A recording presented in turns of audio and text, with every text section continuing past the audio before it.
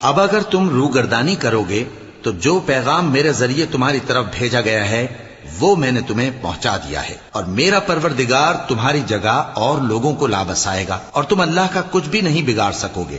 میرا پروردگار تو ہر چیز پر نگہبان ہے۔ اور جب ہمارا حکم عذاب آ پہنچا تو ہم نے ہود کو اور جو لوگ ان کے ساتھ ایمان لائے تھے ان کو اپنی مہربانی سے بچا لیا اور انہیں عذاب شدید سے نجات دی۔ یہ وہی قوم عاد ہے جس نے اللہ کی نشانیوں سے انکار کیا اور اس کے پیغمبروں کی نافرمانی کی اور ہر سرکش و متکبر کا کہا مانا، اور اس دنیا میں بھی لعنت ان کے پیچھے لگی رہی اور قیامت کے دن بھی لگی رہے گی۔ دیکھو، قوم عاد نے اپنے پروردگار سے کفر کیا، اور سن رکھو قوم عاد پر پھٹکار ہے جو ہود کی قوم تھی۔ اور قوم سمود کی طرف ان کے بھائی صالح کو بھیجا تو انہوں نے کہا، اے قوم، اللہ ہی کی عبادت کرو، اس کے سوا تمہارا کوئی معبود نہیں۔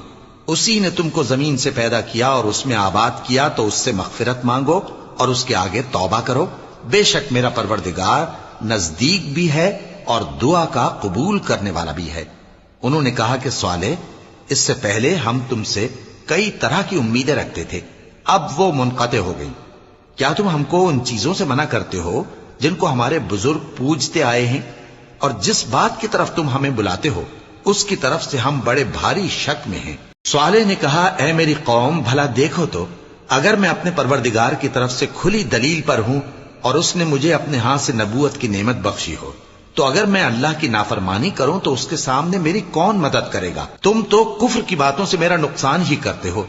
اور یہ بھی کہا کہ اے قوم، یہ اللہ کی اونٹنی تمہارے لیے ایک نشانی یعنی معجزہ ہے، تو اس کو چھوڑ دو کہ اللہ کی زمین میں جہاں چاہے چرتی پھرے، اور اس کو کسی طرح کی تکلیف نہ دینا، ورنہ تمہیں جلد عذاب آ پکڑے گا۔ مگر انہوں نے اس کو کاٹ ڈالا تو صالح نے کہا کہ اپنے گھروں میں 3 دن اور فائدے اٹھا لو، یہ وعدہ ہے کہ جھوٹا نہ ہوگا۔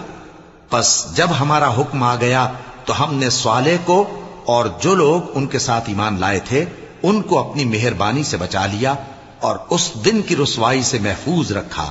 بے شک تمہارا پروردگار طاقتور ہے، زبردست ہے۔ اور جن لوگوں نے ظلم کیا تھا ان کو چنگھاڑ کی صورت میں عذاب نے آ پکڑا تو وہ اپنے گھروں میں اوندھے پڑے رہ گئے، گویا کبھی ان میں بسے ہی نہ تھے۔ سن رکھو کہ قوم سمود نے اپنے پروردگار سے کفر کیا، اور سن رکھو قوم سمود پر پھٹکار ہے۔